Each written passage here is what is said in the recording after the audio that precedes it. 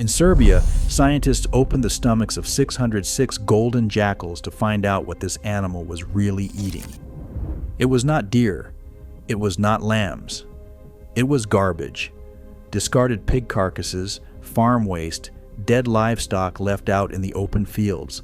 Scaled across the whole country, Serbia's jackals were stripping more than 3,700 tons of rotting animal waste out of the landscape every single year, for free. That one finding turned the argument about Europe's newest predator upside down.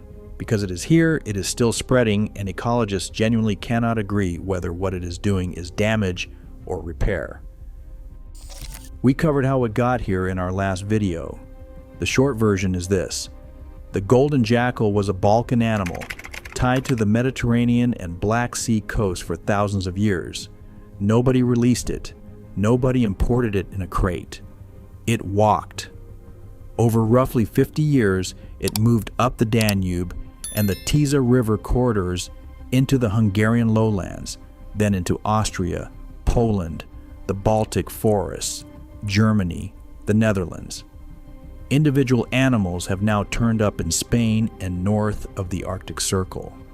It lives in more than 20 European countries, and the current continental estimate sits above 150,000 animals. So it is not leaving, which means the interesting question is no longer how it arrived. It is what happens to everything else. Let's start with the case against it, because that is the case most European hunters and farmers would make, and parts of it are strong. In November 2025, a team from the Hungarian University of Agriculture and Life Sciences published a study in Scientific Reports using 25 years of national hunting records mapped across the whole country in 10 by 10 kilometer squares. They found a negative relationship between golden jackals and roe deer, and it got worse over time. In the early 2000s, the effect was barely detectable. By the period ending in 2021, it was roughly 10 times stronger. That sounds damning. But read what the authors themselves wrote about their own result, because this is where the science gets genuinely careful. They could not tell whether jackals were killing roe deer or whether roe deer were simply hiding better and getting shot less often. That second possibility has a name. Ecologists call it a landscape of fear, where a predator changes prey behavior without killing very many of them at all. And the authors were blunt about the direct evidence. Documented cases of a golden jackal actually killing a roe deer are, in their words, rare and controversial. So the honest summary is that something is happening between jackals and roe deer in the Hungarian farmland, and nobody has yet proven what. Then there is the question of the animals it competes with. The red fox is the obvious rival, because jackals and foxes eat many of the same things. Where the two overlap in northeastern Italy, researchers tracking both found the fox quietly shifting its core territory away from the jackals. In Romania, a study examining 246 fox carcasses found that young foxes living alongside jackals weighed significantly less than young foxes living without them. But notice what that study did not find. Fox numbers themselves were unchanged. And a recent analysis of nearly 30 years of Hungarian records found no evidence that jackals are suppressing foxes or badgers at all. The jackal seems to make life harder for its neighbors without actually pushing them out of the landscape. There is one confirmed loss, though, and it falls on an animal Europe has spent decades trying to protect. In the Dinaric Mountains of Slovenia, camera traps watching 65 Eurasian lynx kills recorded golden jackals stealing from two of them. Both were at the very edge of lynx range, and both happened after 2020. Lynx already lose meat to brown bears and wild boar, and there is a limit to how much extra hunting they can do to make up for it. A new thief in the system is a genuine cost. Then there are the birds. In the reed beds and salt marshes of Hungary and the wetlands of the Danube Delta, golden jackals raid the nests of ground-nesting birds alongside red foxes, badgers, and hooded crows. Conservationists working on threatened wetland species are worried, and that worry is reasonable. But this is the biggest gap in the evidence, and it needs saying plainly. No European study has yet measured an actual population-level decline in any bird species caused by jackals. The concern is real. The proof is missing. Livestock is next. Jackals do kill sheep, lambs, and poultry. In a survey of Greek dairy sheep farms, wolves were blamed for losses at 56 farms and jackals at 19. That is meaningful, but it is not the wolf-scale problem people imagine. In northeastern Italy, documented jackal attacks on livestock stopped entirely once farmers installed electric fencing. And in 2025, on the German island of Sylt, authorities issued the country's first legal permit to shoot a golden jackal after around 80 lambs were killed. That case is genuinely striking, but it is also an island, with a small flock and no fencing, which is close to the worst possible arrangement. Disease is more complicated. A review of the global literature found 194 different parasite species recorded in golden jackals, including tapeworms and roundworms, with serious public health significance. That sounds alarming until you compare it with the animals already living in European farmland. In northwestern Romania, researchers tested jackals and red foxes side by side for trichinella, a parasite that infects muscle tissue. The foxes were more infected than the jackals, 78% against 60%. So the jackal is not unusually diseased. The real concern is different, and it is about geography, not severity. A jackal can disperse hundreds of kilometers. When it does, it carries its parasites with it into regions where local veterinarians and doctors are not looking for them. Scientists call this a bridge host. The animal is not the reservoir so much as the delivery system. And there is one more genuine problem.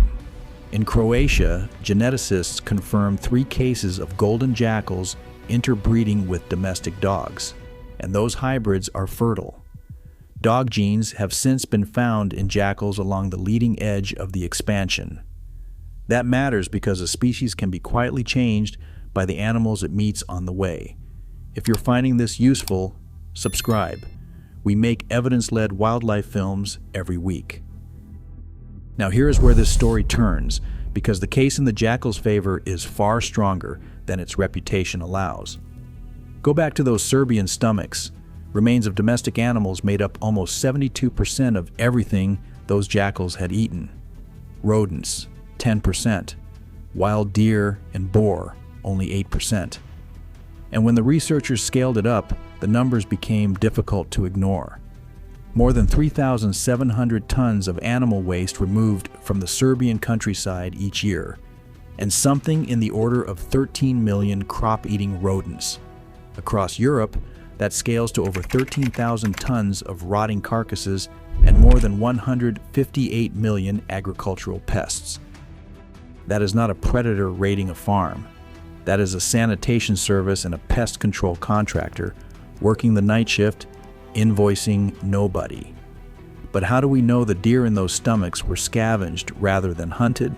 This is the experiment that settles it, and it is beautifully simple. In the Labad region of southwest Hungary, an area of intensive big game hunting, researchers examined 200 jackal stomachs across 2 periods. In the first period, hunters left the viscera of shot deer and boar lying in the forest, as they always had. In the second, professional hunters deliberately removed at least 50 kilograms of that waste per square kilometer per year. If the jackals had been hunting deer, removing the gut piles should have changed nothing. If they had been scavenging, their diet should have collapsed and forced them to switch prey. Neither happened cleanly. Ungulate carrion remained their primary food, dropping from 55% to 29% by weight. And the reason is the crucial one. In a landscape with that much hunting, there was still so much dead deer lying around, from other hunts, from disease, from road collisions, that the jackals barely felt the loss. That is the mechanism, and it is worth sitting with. The golden jackal is not thriving in Europe because it outhunts European wildlife. It is thriving because European hunters shoot enormous numbers of deer and boar every year and leave the remains in the forest. The same Hungarian modeling study makes this unmistakable. The single strongest predictor of where jackals live is not roe deer or hares or foxes. It is red deer harvest. Jackals almost certainly cannot kill an adult red deer. What they can do is follow the people who can. Europe built this animal's food supply, then acted surprised when it showed up. There is a further argument, and this one is genuinely unsettled. Golden jackals in wetlands do eat coypu and muskrat, two invasive rodents that European agencies spend real money trying to control. If jackals suppress them, that is a straightforward conservation benefit. But I have to flag this honestly because it is repeated constantly and the evidence is not there yet. Predation is documented. A measured population effect is not. Treat that one as promising, not proven. Which brings us to the verdict, and to the part of this story that reframes everything. For years, the assumption was that the jackals spread because of climate change, or farmland, or its own adaptability. Those all play a part. But in 2017, an international team compared the history of jackals and gray wolves across southeastern and central Europe and found something striking. Where wolves came back, jackals went away. In 7 of 8 documented cases of wolf recolonization, golden jackals either disappeared from the area or were pushed out to the margins. And in 2026, that finding was tested at continental scale. Researchers analyzed acoustic playback surveys from nearly 9,000 sites across 13 European countries, published in Nature, Ecology, and Evolution. The conclusion was unambiguous. The single most important factor limiting where golden jackals live in Europe is not temperature, not habitat, and not food. It is the presence of the gray wolf. Wolves kill jackals. They outcompete them. And for most of the last 2 centuries, Europe systematically removed them from the map. Ecologists have a term for what follows: mesopredator release. Delete the animal at the top, and the medium-sized carnivore below it expands into the space you created. So the golden jackal did not invade Europe. Europe opened the door. That same 2026 study found something stranger still. Where wolves are present, jackals do not simply vanish. They move closer to us. Human settlement acts as a shield because wolves avoid people more than jackals do, so villages and farmland become refugees from the larger predator, which means the jackal's spread is not one human effect. It is 2, layered on top of each other. We removed its competitor, then we became its bunker. The models predict that 75% of the European continent is environmentally suitable for this animal. That is nearly 6 times its current range. Wolf recovery could claw back up to 18% of that. But with the human shield, a warming climate, and changing land use all pushing the other way, the researchers expect the expansion to continue. There is also a practical question buried underneath all of this, and it is the one wildlife managers actually have to answer. Does killing jackals work? Hungary has permitted unlimited year-round hunting of them since the mid-1990s. Over that same period, the population went from a scattering of animals to occupying most of the country, and the rate of spread accelerated rather than slowed. The Hungarian researchers are direct about it. Hunting at this intensity has slowed the expansion without reversing it, and they expect the population to level off when the available habitat simply fills up, not because of shooting. Real control, they argue, would need precise timing around the cub rearing season, several methods used together, and a level of coordination between neighboring hunting grounds that most regions are not achieving. So is Europe better or worse off? On the evidence as it stands in 2026, the golden jackal removes an enormous amount of waste and a staggering number of agricultural pests, and has not been shown to have driven down a single European prey population. Against that, it spreads parasites into new territory, hybridizes with dogs, takes eggs and chicks from ground-nesting birds, and occasionally kills lambs. Both of those things are true at once, and any video that tells you otherwise is choosing a side the data has not chosen. Legally, the European Commission has been clear. This is not an invasive alien species because nobody brought it here. It is a native animal that walked into a gap. And that raises the question the science cannot answer for us. If an ecosystem changes because of something people did 2 centuries ago, and an animal moves in to fill the hole, is that damage, or is that just what a recovering continent looks like? What we can say is that the golden jackal is not really the story. It is the symptom. It is a living measurement of how much wolf-shaped space Europe has left lying open, and how much dead deer we leave in our forests. Change either one of those, and the jackal changes with it. Which is a strange thing to realize about an animal most Europeans have never seen.